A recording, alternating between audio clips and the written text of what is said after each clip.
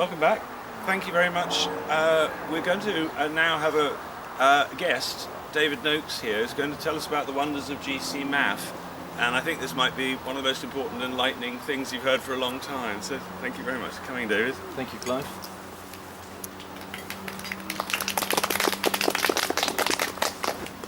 Right, well, GcMAF is a human protein that all healthy people have inside them.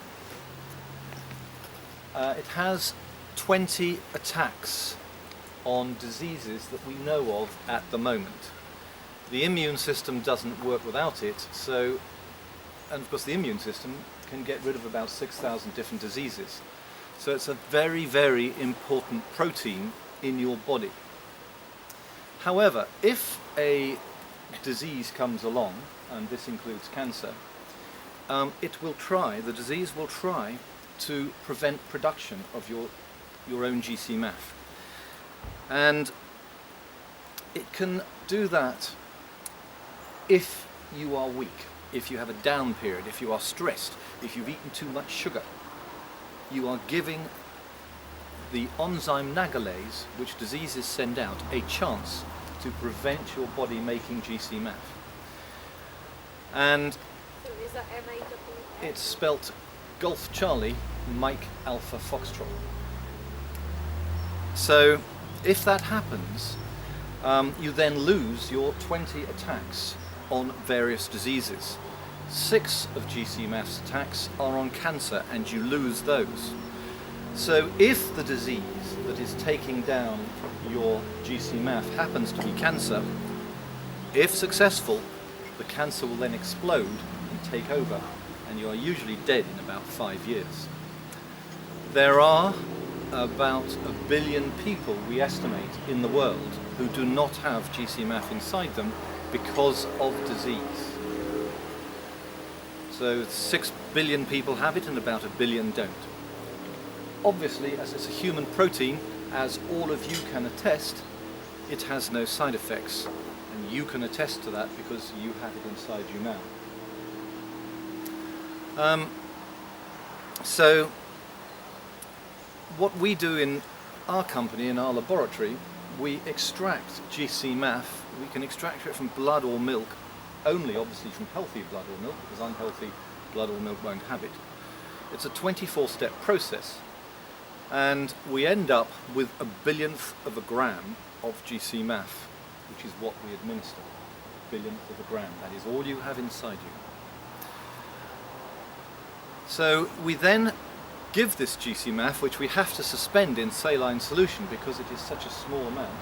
We give this GcMAF, and there are 5 ways of getting it into the body to people with disease, and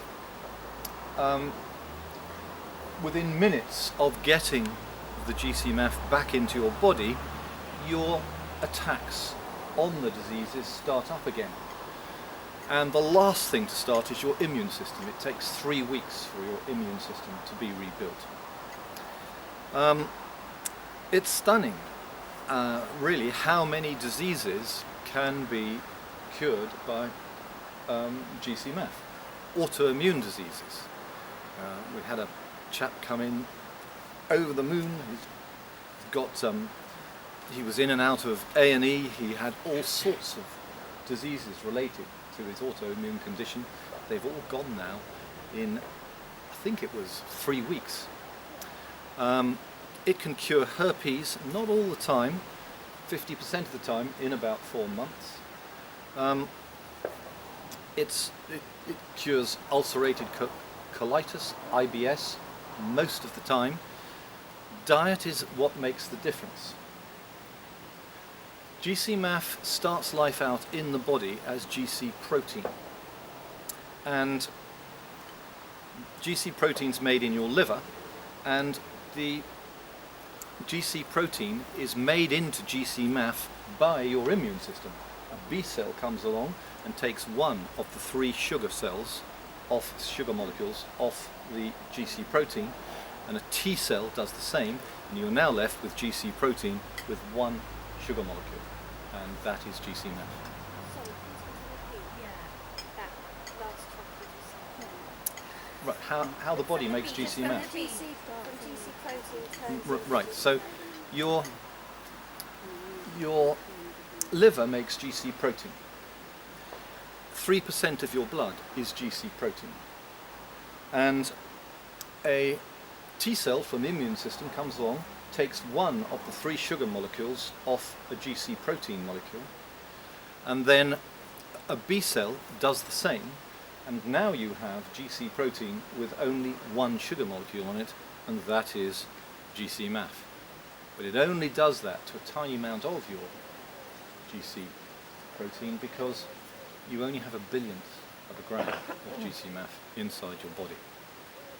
It's the most important billionth of a gram you can think of.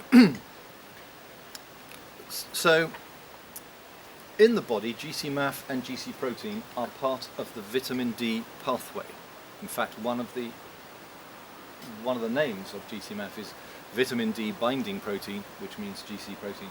Vitamin D binding protein macrophage activating factor, that is one of the names of GcMAF. It's actually a misnomer.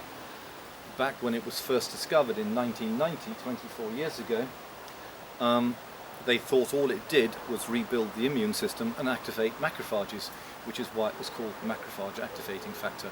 But that's only 1/20th of what it does. And in the laboratory, we have a laboratory where we are doing research all the time. We have 4 eminent scientists. One of them's here today, Linda. And we work with the University of Florence, who's also working on GcMAF. And that's how we got the number of actions of GcMAF up from 2 to 20, these 2 laboratories working together. Perhaps we got into GcMAF because we wanted to do something about cancer. And it was the hardest way to go in because it makes you very unpopular if you do anything with cancer. When we first started out, we were curing stage 2 cancers. Not all of them, but probably 80% of them, fairly easily. And then we learnt about the protocol, what we call the protocol, the nutrition. And the protocol is very simple. It's at least 2 shots of GcMAF a week, 0.25 ml. That's actually 2 billionths of a gram. That's putting in double what you need. And you have to take vitamin D because it's part of the vitamin D pathway, and it only has 40% its power if you have low levels of vitamin D, and pretty well everyone with cancer has got vitamin D down at the 20 level instead of the 60 nanograms per milliliter that they should have. So you've got to take vitamin D. You cannot eat sugar because Otto Warburg found out 40 years ago and wrote a paper on the very simple fact that cancer feeds and lives exclusively on sugar. And this is such a well-known fact in science. It's totally indisputable, and yet you won't find one oncologist who will tell you to stop eating sugar. And that's why in the NHS they're giving people hot chocolates on the cancer wards for the sugar. You walk into the NHS into a cancer ward and you look at the food they are feeding them and you are absolutely horrified. Shocking. They have no idea what they are doing. Then, of course, carbohydrates in the body turn into sugar. So if you are fighting cancer, you must not eat carbohydrates or sugar. You must eat meat, fish and vegetables because you need the lipids. Some vegetables are more important than others. Asparagus and broccoli spears seem to be the most important. And finally, the last part of the protocol is in the last stages of cancer, people get anorexia cachexia. That is to say, most people die of starvation because their bodies can no longer digest food. And we give people MAP proteins. And branch chain amino acids are a similar thing, but the ones we use are pre-digested. And one pill is the equivalent of eating a whole chicken. And we can put on, in a dying person, we can put on 3 to 4 kilos a week in weight with these MAP proteins. But anyway, the final result of our adopting this protocol, which is, the vitamin D, eat the right things, is that we now regularly cure terminal stage 4 cancer people if they have 2 months to live, providing they have not had too much chemotherapy, because if they've had too much chemotherapy, it wipes out their blood and immune system counts. So you're putting the GcMAF into the body, you're basically putting it into an empty void, it's got nothing to work with, and those people die. But if you haven't had too much chemo, if you do the protocol, then if you are terminal stage 4 cancer with 2 months to live, you can confidently expect to be cancer-free in a year. Now, we open 3 clinics. We can't do anything in England. In fact, we don't even like supplying GcMAF in England because the laws are so bad. I must come back to that if you remind me. So we had to open our clinics in Germany and Switzerland. And we didn't really know what the law was in Switzerland. So we asked people not to come unless they had at least 3 months to live, because we didn't want to annoy the Swiss authorities by having people dying in our clinic. Well, 5 people effectively didn't tell us the truth and arrived after the point at which their doctors predicted they would die. Of those 2 did die. The other 3 we sent home with 25% tumour reductions and put them on the path to become cancer-free. So 60% success at the point of death is pretty good. So in the clinics, what we actually do is we employ 5 doctors in the clinics, and we use ultrasound effectively to squirt GcMAF onto the tumour inside the body, and the ultrasound guides the syringe. We can also use the frequencies.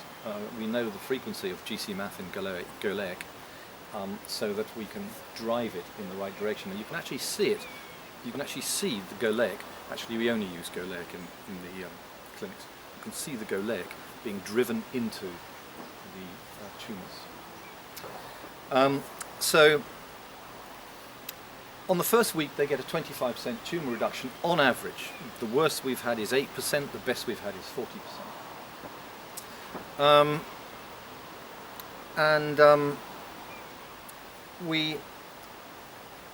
On the second week though, of course, you've only got 75% of the tumour left, so we get rid of 25% of 75%. So on the third week, we haven't got rid of 75%, we've generally got rid of about 50-55%. And we send them home then to do the protocol, the home protocol if you like, that I just explained to you. And you'd be amazed, something like 20 to 30% do not do the protocol at home. It's surprisingly successful with pancreatic cancer. Everyone thinks pancreatic cancer is a death sentence. Well, when we get pancreatic patients at the clinic, they get the same tumour reduction that everyone else does. And if they do the protocol, they too can expect to be cancer-free in about 6 months, because we get rid of 50% of the cancer in the clinic, so they don't have to do a whole year, they only have to do about 6 months. We had one very nice chap called Paul, who has 3 little aeroplanes in the USA, and he's mid-70s, most of the people are 60s, 70s, 80s. And they're all terminal. Pretty well everyone arrives as terminal. He had pancreatic cancer, and his pancreas had stopped producing insulin. The cancers had grown, the tumours had grown so large, he couldn't produce insulin anymore. So he arrived at the clinic with his medication, with his insulin medication, which he was injecting every day. He got a 25% tumour size reduction in his first week, And he also got the bonus that his pancreas started producing insulin again, and he threw his medication away. So he stayed for 3 or 4 weeks, and he got excellent reductions. And he's one of the people who then didn't bother to take it when he got home. He's still alive now, but very, very disheartening for us. I'll tell you a couple of interesting stories. We had this woman arrive, who I will call Deirdre, and she walked through the front door, walked upstairs to the treatment room, sat down, and died. And I maintain that's not 3 months. From downstairs to upstairs is not 3 months in my view. Anyway, she comes from Geordieland, Newcastle, so her relatives are having a real go at our staff. We're going to close you down, blah, blah, blah, blah, blah. Yeah. Meanwhile, our 2 nurses were beating the living daylights out of her dead body. And after 45 seconds of this, they restarted her heart and breathing. Lynn over there got a 40% tumour reduction in her in a week. She's back in Geordieland. She's doing the protocol absolutely ruthlessly, and we expect her to become cancer-free in the next 6 months. Yes, so I think Lynn can take all the credit for that. Come on, Lynn. Yay. And so that just goes to illustrate that death is not necessarily a barrier to becoming cancer-free. And one other case I'd like to tell you about is a woman who went to our Bayreuth clinic, which is in Bavaria, very close to the Czech border, northern Bavaria, very beautiful German countryside. And she arrived terminal stage 4, expected to live 3 weeks, and her left breast was just solid, dripping tumour. There's no breast there, just ugly, horrible, raw tumour, which went right through into her armpit. But rather surprisingly, she had no secondaries. That's all she had. She was going to die just from that one cancer. So they managed to get a tumour reduction of 40% in 1 week. GcMAF, one of the many things that GcMAF does is it isolates tumours. So it surrounded this odd-shaped tumour with pus.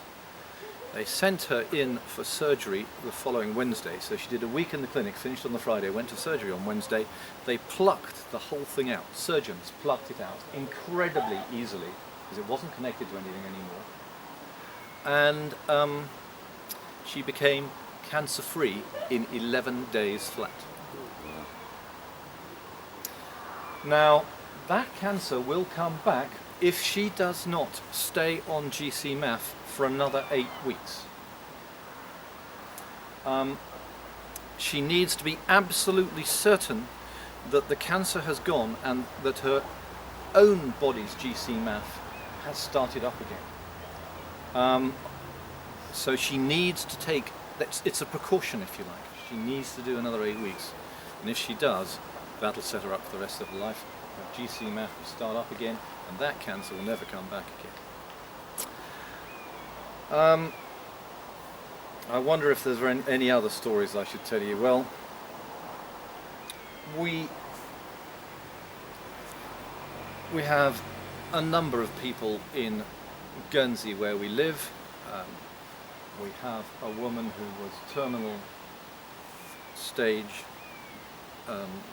stage 4, well, she had breast cancer, but terminal stage 4 because of her liver, which was just full of cancer. She came to see me and said, right, well, you will be cancer-free in a year. She'd got this from 3 doctors. She's got scans, she's got everything. You know, you are going to die in 2 months. She's heard that from 3 sets of doctors. So I said, right, well, you will be cancer-free in a year, but you do have to do exactly what I say. And she did. She did exactly what I told her. She did the diet, she did everything exactly right, except she did drink 2 bottles of red every day. But red wine is actually good for you. and she was actually cancer-free in 11 months. She had a full set of scans. Her liver was normal. All the cancer had gone. She got a completely normal, perfect liver, and she is still cancer-free. In fact, she goes down to our clinics and mentors in our clinics, because it's good for people who are just starting the treatment to meet someone who's already finished it. Another woman who mentors for us is Gail. She was terminal stage 4 with 3 months to live with ovarian cancer and secondaries to the lungs. The GcMAF cleared out her lungs in 3 months flat. It halved the size of the ovarian, and then it all went pear-shaped because she was stage 4, and this was back in the time when we only knew how to treat stage 2. We didn't know about the diet and everything. And then she had a big bust up with her partner, and the stress of that brought the whole lot back worse than it was in the beginning. But by that time we had learned about the diet, so then she had to be cured all over again. So it actually took her 3 years to end up cancer-free. But she is completely cancer-free, and she mentors as well. So I don't know what else to tell you. Yes, a question, Sean. Finding cancer, obviously, most people know cancer tends to come back again and again. How do you resolve that? Right. Well, cancer only comes back again and again if you don't have GcMAF in your body. So that is why we make people carry on for 8 weeks after it appears they're cancer-free, to make absolutely sure that all cancer has gone. So if you are going in for surgery, when a surgeon cuts, he releases cancer cells which float around the body and cause secondaries that you die of 2 years later. But if you are on GcMAF for 3 weeks before the operation and 8 weeks afterwards, you will not get secondaries, and surgery becomes very, very safe. If you have prostate cancer, they do biopsies, and again the needle is so big it breaks open cancer cells which float around the body and cause secondaries. If you're on GcMAF, you can have biopsies perfectly safely. And I must tell you about another chap, Peter, who arrived with terminal stage 4 prostate cancer, Gleason 10. Now most people get to Gleason 9 and die. He actually made it to Gleason 10, probably because he's only 55 years old. And he had 2 or 3 weeks to live. His face was ghastly grey. He had lymphedema on his legs. The cancer was falling out of his calves. He had to wear body stockings to hold his calves together. He couldn't really walk, and he was in great pain. After 6 weeks of GcMAF, he was walking an hour a day for fun. After 3 months, he had no symptoms of cancer whatsoever, no pain, nothing at all. The pain went at 6 weeks. About a year, 2 months later, we can see on ultrasound scans that he still has a bit of a tumour in his prostate. We can't be certain whether it's encapsulated or whether it's scar tissue, but in any case it's still reducing at about 15% a month. So we expect him to be completely cancer-free in about, another 8 months perhaps.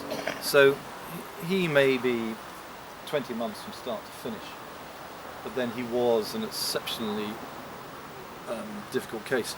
We always cure prostate cancer. It's a piece of cake. We always cure lung and breast cancer, which are very easy. Bowel cancer is more difficult, and bone metastases take longer. Yes? What about brain cancer? We're a little worried with brain cancer because what the immune system does is it firstly swells and inflames tumours as the first part of attacking them. Well, that can give you intracranial pressure. Now, if you whack a large dose of GcMAF in, its other attacks often reduce the tumour size in the brain. So that when the immune system comes along a few weeks later and has a go, it's too late. The tumour's already shrunk.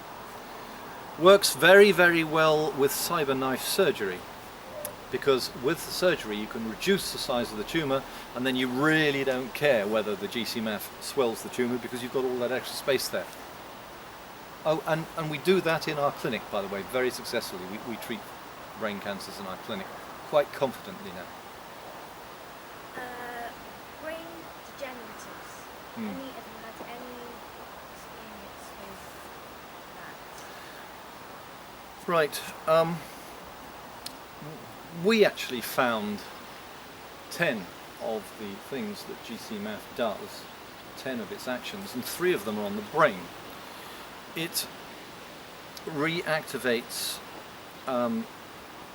microglia cells in the brain, and it has beneficial effects on neurons, and between those two it actually creates new neurons.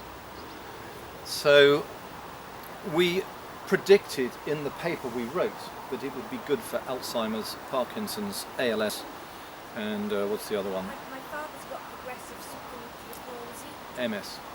Yeah. Right. It's a new one. Well, really. Okay. Well, it's worth trying it. We just can't say. Yeah, I Yeah. think he'd be up in with Dad. He's kind of open to. Yeah. Yeah. I mean, I have absolutely no idea whether it works, but I've stopped saying adamantly it will not work because I've been proved wrong too often. So we had this father, Nigel, whose 2 children have LMBBS, and only 300 people in England have got it. And basically that is like chronic fatigue syndrome, in that you feel like death, you can't get out of bed, 18 hours a day in bed, and you can't hold a job down. But in this case you go blind at the age of 25 and you die at the age of 40. So it's a pretty nasty thing to have. So his 2 children, son and daughter, were hopelessly depressed. And in 2 months all the symptoms of LMBBS had left both of them.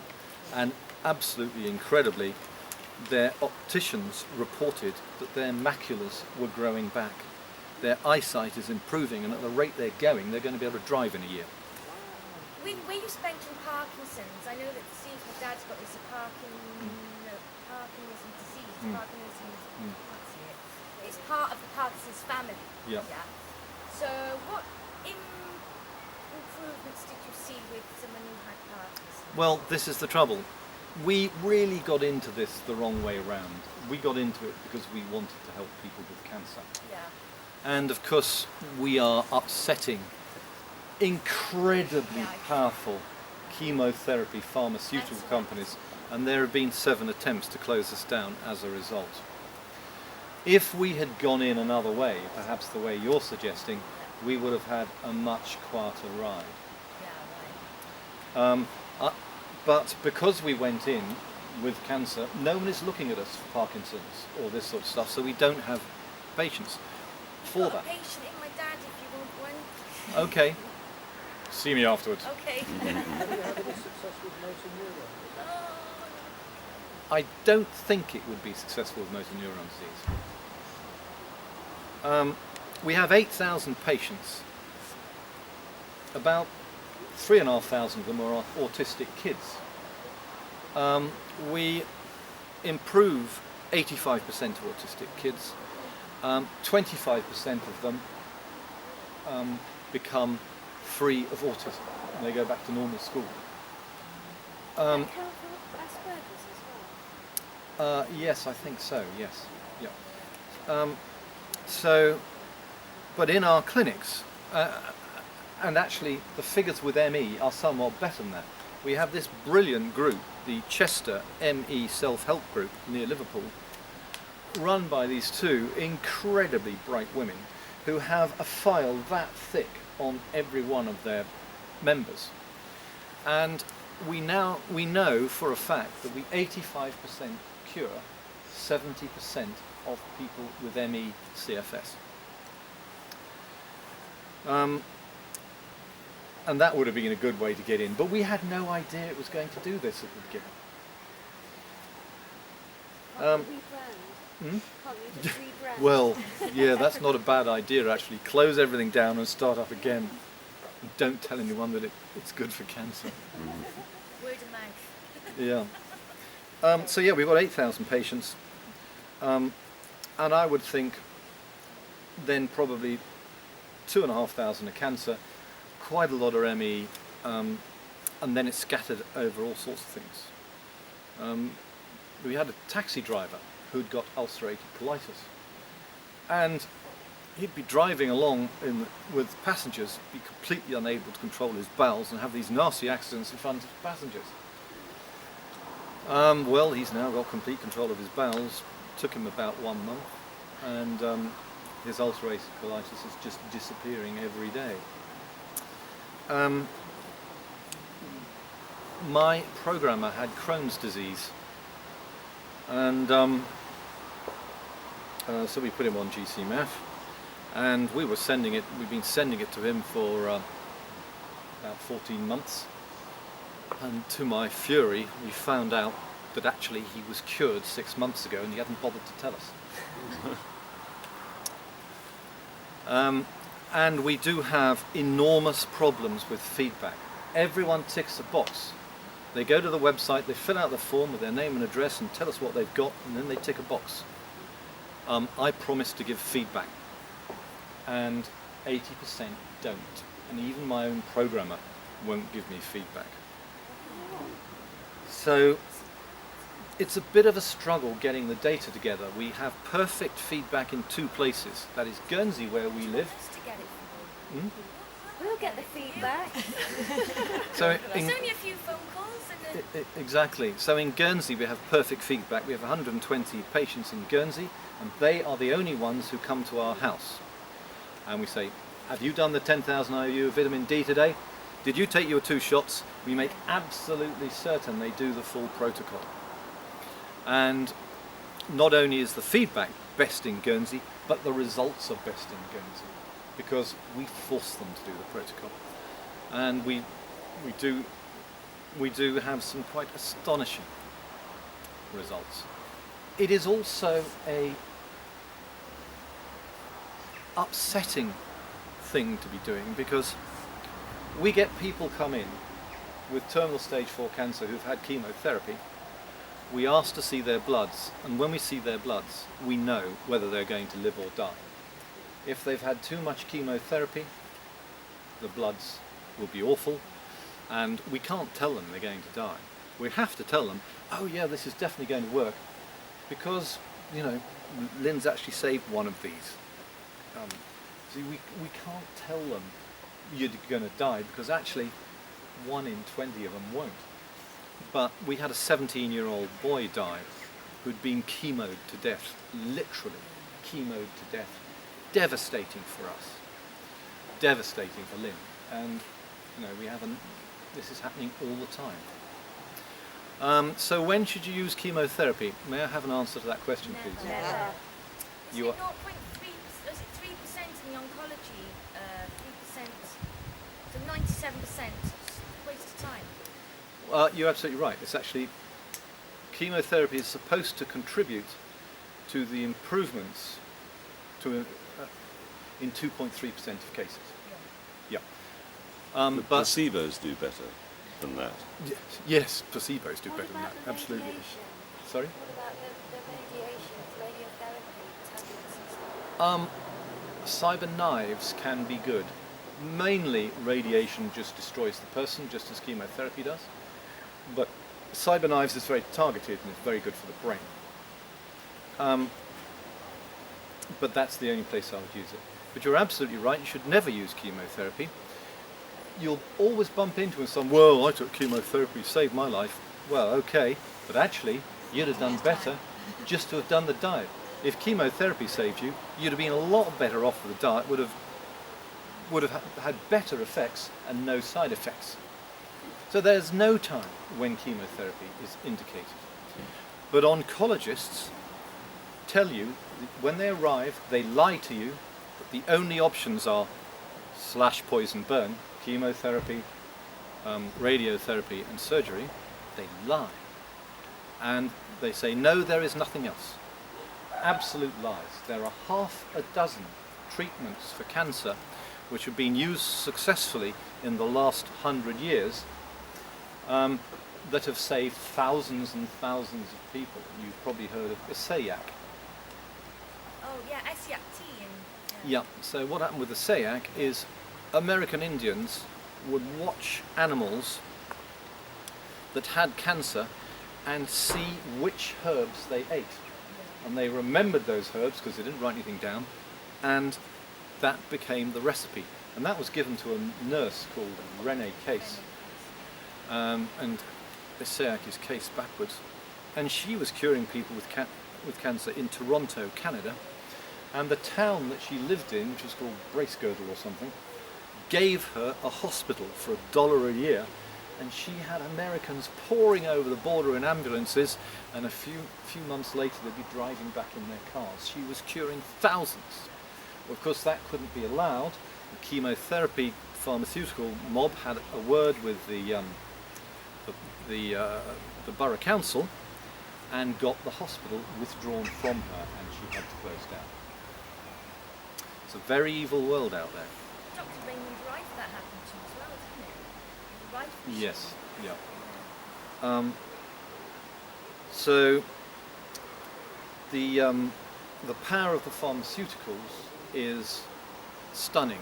They have about a turnover of 795 billion. That's half the all dollars in the USA, mostly in the USA. It's half the GNP of England, and their men sit on the boards of British lawmaking bodies, and they have changed the law in Britain so that only their product is allowed to be prescribed by doctors. Doctors are only allowed to prescribe the poison of chemotherapy. That's the only drug they're allowed. Why don't doctors say that? Doctors are ruthlessly controlled by their professional bodies, who are stunningly corrupt, and if they step out of line, they are struck off ruthlessly.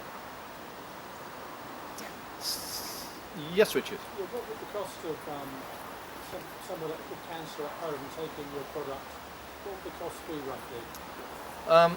Well, a vial is €450.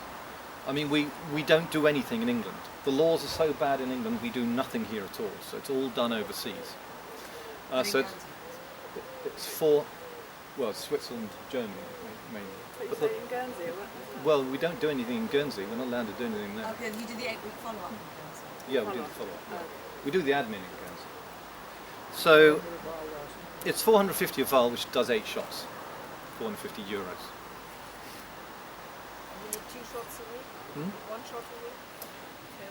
Well, as part of the research we did, we found out that its other 4 actions on cancer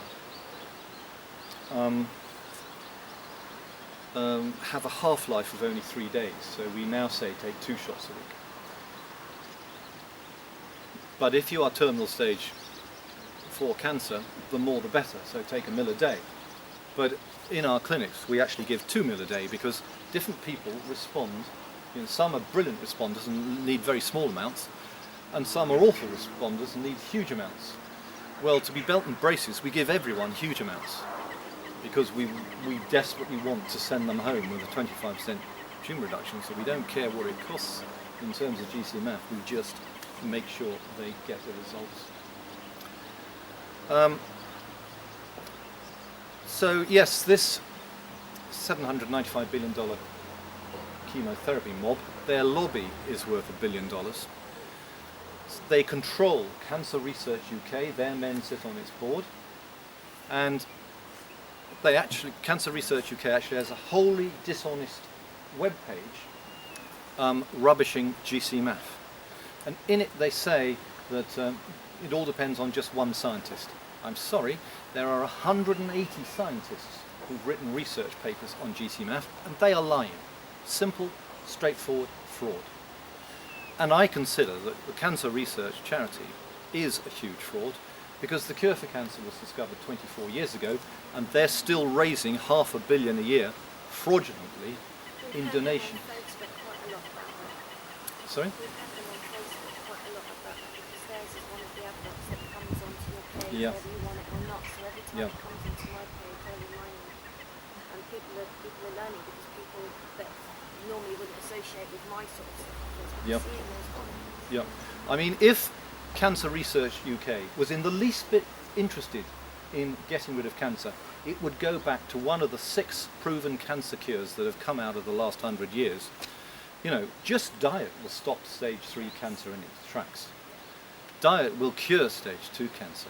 Why aren't they pushing that? They don't, not even slightly. Why aren't they pushing a celiac? Why aren't they pushing GcMAF? Because they are the front end of the chemotherapy companies. And Macmillan is just the same.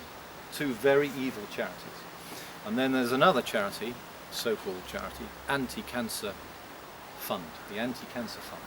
They are going around trying to get research papers on GcMAF retracted. And unfortunately it's rather easy to do because to put a research paper up, you have to have it peer reviewed by other scientists.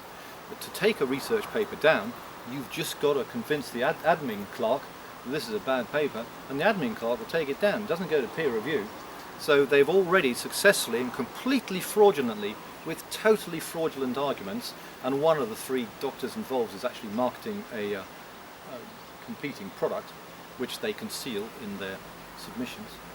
But they took one down without us noticing. It was all done behind our backs, no one knew. The other 2 we seem to have stopped them. But you know, one of them was ours. We made the front page of Onco-Immunology journal. These are all very prestigious scientific journals. And we've actually written 22 research papers of our own, one of which is in the top 5% most read research papers of all time. So we've got 4 very brilliant scientists headed up by Professor Marco Ruggiero, MD, and we put out about 1 research paper a month. Our research paper on the 2nd of January this year, first one, found the place in the human brain where autism resides. So in most people, this part of the brain, which is in the subarachnoid space, is 1 millimetre thick. In autistic kids, it's 3.4 millimetres thick. So you can actually watch a child's autism grow, or you have a perfect way of measuring autism for the first time in autism's history. And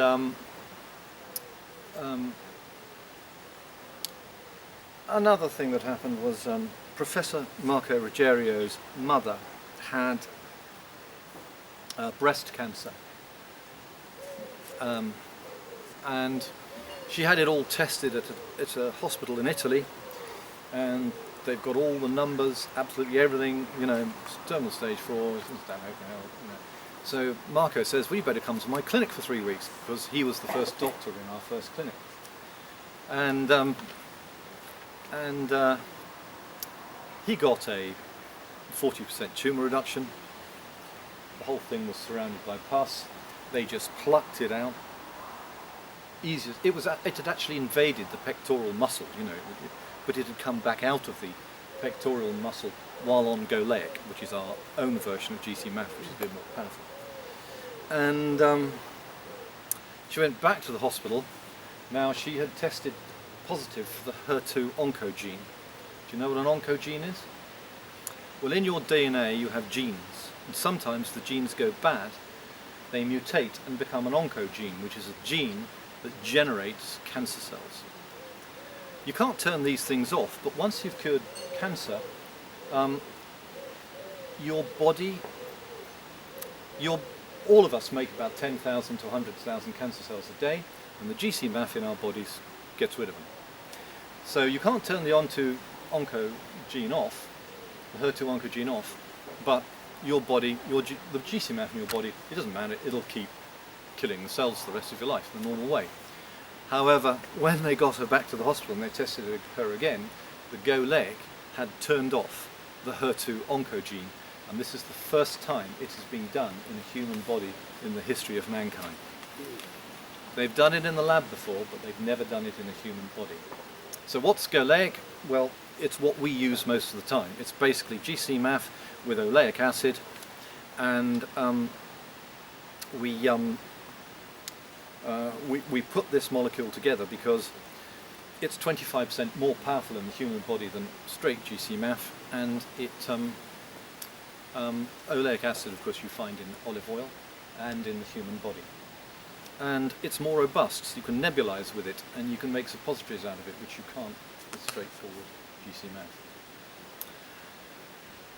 GcMAF. I think I should just perhaps ask if there are any questions.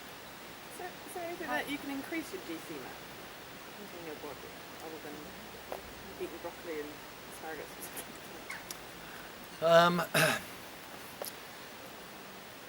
No, we don't know a way that can be done yet. Could you explain the results with kidneys? Kidney failure. Yeah.